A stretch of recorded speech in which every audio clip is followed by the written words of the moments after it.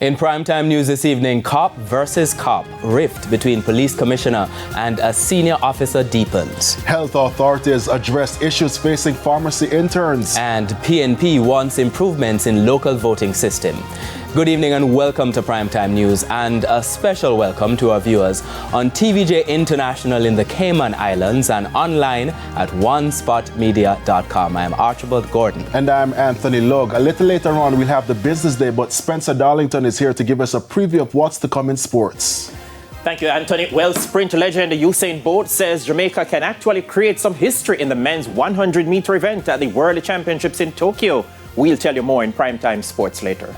Definitely looking forward to that. The sound of that, right? I'm sure. But will I like the sound of the weather this evening? Good weather, bad weather? What's happening in Tokyo, by the way? No significant changes are expected across the Jamaica area over the next couple of days. Cloudy conditions in the afternoon. We do have a tropical wave, but it's not expected to be in the Caribbean area or close to the Jamaica area anytime before next Monday.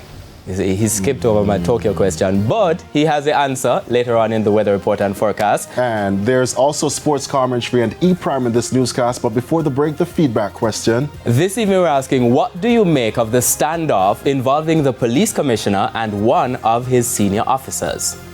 You can share comments online at facebook.com/televisionjamaica and post on X at TVJ News Center. Stay with us, the news in detail right after the break.